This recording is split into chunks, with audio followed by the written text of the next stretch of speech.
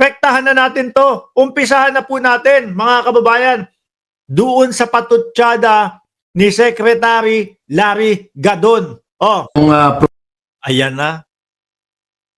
Pinagtatawanan po talaga yung timburat. Ay, putik na. Sorry, suka! Hindi. Ikaw, kayo, eto kasing si Just Vincent, pag pumapasok kung ano-ano sinasabi.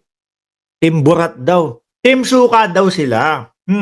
Sabi dito, this is an insult to PDP proclamation.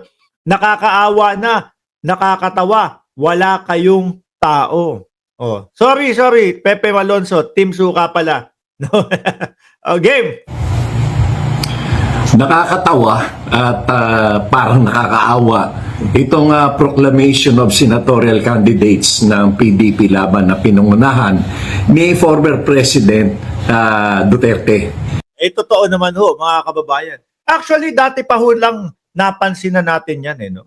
Hindi pa po doon sa mga proclamation rally nila, hindi pa po doon sa mga campaign rally nila, mga kababayan. Napansin na po natin yung pagbaba nung mga dumadalo doon sa kanilang rally, doon pa lang ho sa mautog, mga kababayan. At ang tingin ko kung bakit nawawalan ng gana na sumama yung mga, miski po yung mga dati nilang taga-suporta, dahil po sa laging pakawala ng dating Pangulong Duterte. Yung mga kasinungalingang naririnig po doon sa kanilang mga mautog. O di ho ba? Inumpisahan nila yan, mga kababayan. Huwag tayong magsinungaling. Madaming pumunta doon sa Davao o doon sa Wabad. Ano? Madaming pumunta doon. Mga bossing, unang araw nila yon. Kaya lang, unang araw, nagpakawala ng kasinungalingan ang dating Pangulong Duterte at sinasabi, adik daw si Pangulong Bongbong Marcos. Mga bossing. No? Nasa listahan daw ng mga gumagamit ang ating Pangulo na 2 oras o 3 oras makalipas, kinontra agad ito ng PIDEA na walang katotohanan. O syempre, kung ikaw, dumadalo ka doon, anak ng teteng, ito pala maririnig ko doon sa mga aatenan at inaatenan naming mautog, kasinungalingan lang pala. Kung ikaw, dati kang umaattend, ano gagawin mo sa susunod? Syempre, ayaw mong malason yung utak mo. Di ba? Ayaw mong malason ng puros kasinungalingan, mga kababayan. O, unti-unti kang lalayo sa kanila, mga bossing. At nakita ho natin, mga bossing, yung mabilisan na pagbagsak po ng mga attendees nila sa kanilang mautog. Bago nga lang po mag-proclamation rally sila bago papayagan na mangampanya Putek, yung rally-rally nila, yung EDSA, pipito na lang. Iilan na lang? Hindi naman 7. 17, mga ganun na lang umaattend. 12 doon, yung mga vlogger, na kaya naman ganadong-ganadong umattend doon sa kanilang mga rally, kasi may mga palipad na inaasahan. Di ba, Ma'am Chris Rose at Franklin de la Cruz? Dyan pa lang ho mag-e-expect ka pa ba na may pupunta doon sa kanilang rally? Diyan, lalo na kung makikita mo, putik na yan. Robin Padilla, yung ibinoto namin dati. Wala namang nangyari sa Pilipinas. Ano? Robin Padilla, ilang taon nang nakaupo. Hanggang ngayon, wala pang naiaambag sa Senado. Di ba, mga kababayan? Tuloy natin si Gadon. Isipin nyo, napakakunti ng tao at considering that this is a proclamation of senatorial candidates, dapat yan mga tipong nasa Luneta Grandstand or Araneta Coliseum or Philippine Arena or yung malalaking venue. Oo, kaso nga ho, sino ba ipapakilala mo dyan? Bato de la Rosa, si Marcoleta, sino pa? Si Vic Rodriguez, si Buloyski. Kay Buloyski pa lang, nawawalan na ng gana ang taong bayan Sino pa? Philip Salvador. Di ho ba, mga kababayan? Sino naman ang gaganahang pumunta dyan? Sino naman ang gaganahang sumuporta dyan? Di ba, Marieta Panlilio? No? Hindi kagaya noong sa alyansa na pinangunahan ni President Bongbong Marcos na talagang Ito yata. Ito ata yun, mga bossing. Ito yata yun, no? Kala nyo, blanco dito. Tela yan. Ano yata yan? Lona. No? Madami pang tao dyan. Oh. Tuloy, Secretary Larry Gadon. libo-libo ang umattend doon sa Ilocos Norte at ganun din doon sa Iloilo. Libo-libo. Itong kila Duterte. Sorry. Ito mga kababayan. Sa Davao po ito eh. Sa Davao po ito na tinatayang 40 mil hanggang 50 mil yung dumalo dyan. Kaya dating Pangulong Duterte, ano po? Lang, wala pa nga 300, baka 100. Anak na tira pa yun. Biruin nyo na lang ho, mga bossing. No? Biruin nyo ho, mga kababayan. Dating Pangulong Duterte pa yung nagpapatawag nun. Siya pa yung mismong nandoroon. No? Tagilid na nga pong lumakad, pag ganun na, wala pa din pumunta. Ano expect nyo doon? Lumalakas sila o humihina sila? Tapos, gagalit sila. Nasabihin lang daw pong pinabili ng suka. No? Yung pagkakasabi naman ni Pangulong Bongbong Marcos doon yung iba nga parang pinabili lang na suka. Siguro, ramdam nila na sila yon, ramdam nila na walang kwenta sila, kaya kami pinapatamaan ito. Tinamaan, nasaktan. Di ba? Ang dami-daming kandidato. Pero yun, in-expect na nila na sila yun kasi siguro ramdam na nila na sila talaga yun dahil karamihan sa kanila alaw swenta. 100 plus lang. At karamihan dyan ay mga paid vloggers. Naku, bayad pang mga vlogger. Grabe naman, rektahan po Ayan, sinasabi ni Secretary Larry Gadon. Bayad na mga vlogger yung karamihan pumunta doon sa rally. Yung iba dyan, siguro, kahit na, hindi naman ako sumusuporta talaga dito kay Duterte. Dahil may mga palipad kapag ka nandun ako nagbablog, madaming mga uto-uto kaming mga DDS na nasa OFW, sige, doon ako. Sabihin ko na lang, DDS ako, at least madaming palipad. Di ho ba? At mga supporters na sila-sila lang rin.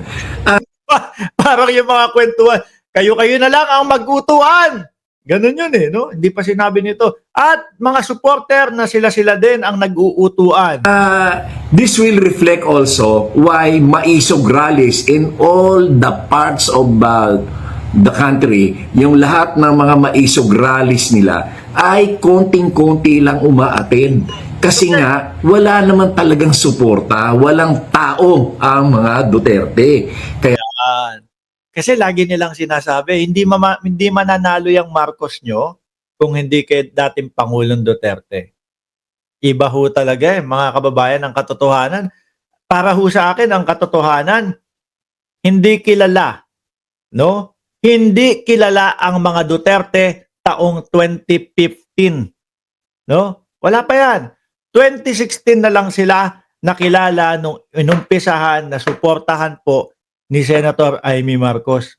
Yun ang katotohanan. Paano ngayon sasabihin na hindi mananalo si Pangulong Bongbong Marcos kung hindi dahil sa mga Duterte? Di ba?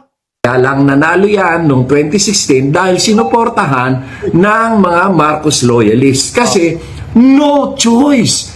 Walang ibang pwedeng iboto. Alam nga naman iboto namin si Marojas o kaya si Binay o kaya si Grace po. No choice. Pero kung tumakbong si Marojas, senador kaya, may posibleng manalo. Hindi siya tumakbo ngayon no? Wag na nating yan. Hindi naman siya tumakbo. Tuloy. Talagang no choice. Kaya napilitan lang kami iboto si Duterte. Pero hindi nangangahulugan na kanya talaga yung boto. Okay? Ngayon, ganito. Which is, yun po talaga ang katotohanan, mga kababayan. Yun po talaga ang katotohanan. No? Sabi ni Shiro Kansaki, kaso binoto ko si MDS, si Miriam Defensor Santiago.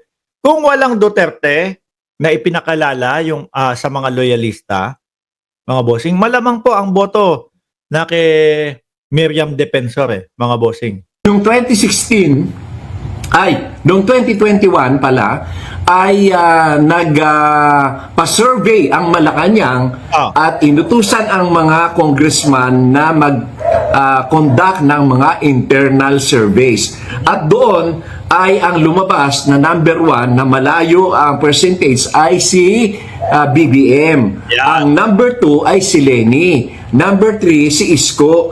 Number 4 lang si Sara. Aray ko po, i-analyze natin mga kababayan. No? Number 1, PBBM. Number 2, si Atty. Leni Robredo. Number 3, si Binay ba? Tama? What atras niya? Si Leni. Number 3 si Isko. Si Isko. Ibig sabihin, mas malakas pa si Isko noong panahon na yon kaysa kay BP Sara. Number 4 lang si Sara. Kaya nga hindi siya nag-decide na tumakbo. Kasi nag-mayor na lang siya, nag-file siya ng mayor sa Davao kasi alam nila na talagang walang boto ang Duterte. Ngayon, kinausap lang siya na isang kaibigan, family friend, na lawyer din, na sinabi sa kanya, sikat ka lang ngayon dahil anak ka ng presidente, pero pag hindi na presidente, Sakit nun, ano? Sikat ka lang dahil anak ka ng presidente, hindi dahil meron kang magagawa, hindi dahil ganito ang ine-expect ng mamamayang Pilipino sa'yo, hindi dahil alam ng mamamayang Pilipino na pauunlarin mo ang Pilipinas. Sikat ka lang kasi anak ka ng dating Pangulo. Grabe, saklap nun. yung tatay mo, makakalimutan ka na ng tao. Kaya ang ginawa niya, tumakbo siyang vice president ng BBM. Kasi nga, sure winner siya kung kay BBM. Yan ang totoo niya. Walang tao ang Duterte. Wala pala kayong tao eh. Oh. Kaso, na ano na po, parang na-addict na po sa kapangyarihan sila. Kaya ngayon, nagpupumilit, mabawi ang kapangyarihan kay Pangulong Bongbong Marcos. Illegal man o legal, gagawin nila. Wala. Maswerte na maka3 milyon yung mga yan. Yung mga kandidato ni Duterte, nako, yung iba dyan, kaibigan, pero sorry to say, wala kayong tao. Nakakatawa kayo at nakakaawa. Biruin nyo, ang launching ng inyong proclamation ay sa Club Pilipino lamang. Aba, ano yan? Rotary Club? Kasi ano yun? Kasi maliit na venue, kaya ganun lang. Baka may paalmusal lang ho, Atty. Larry Gadon. Iwanes, Lions Club o PTA na ganyan lang. Dapat yan ay malaking venue at libo-libo dapat ang tao. Kayo, 100 lang. Naku, nakakaawa kayo. At wala kayong issue. Ang issue ni Duterte, bangag-bangag, adik-adik pa rin. Wala na yan! Hindi mo yan pinapansin ng tao. Kaya nga yung mga maisog rallies nyo, walang nagpupunta kasi walang naniniwala sa inyo. Correct. Yun ho ang katotohanan talaga, mga bossing. Na yung maisog nila, sila-sila na lang po ang naniniwala. Oh. Na yung maisog nila, tinabangan ang tao na dumalo. Dahil ho, wala naman silang maibigay o wala naman silang maipakitang pruweba. No? Doon sa mga bangag-bangag nila. Hanggang ngayon no, mga bossing. Ano sinisigaw nila diyan sa mga proclamation rally nila? Diyan sa mga parally-rally nila? Oh, adik ang Pangulo, adik ang Pangulo. Ganun pa din no. Parang kapag nakita nyo yung bycam at yung gaan nila, pinag-uusapan pa ba? Wala na. Kaya, ang estilo nilang ginagawa, balik tayo sa style number 1 ulit. Sigaw ulit tayo ng adik-adik. Hanggang sa meron na naman tayong mapalutang na i-issue kay Bongbong Marcos na ating Pangulo, yun, focus ulit tayo doon. Pero kapag wala tayong may issue, balik tayo sa topic number 1. Bangag. Tapos susunod yan, hindi nagbabayad ng tax. Tapos susunod niya kung ano-ano. Ikot-ikot lang ho, mga kababayan. Ang napapansin ng taong bayan na ganun lang yung ginagawa nila, ayun, tinatabangan ho sila, mga boss. O, di ba?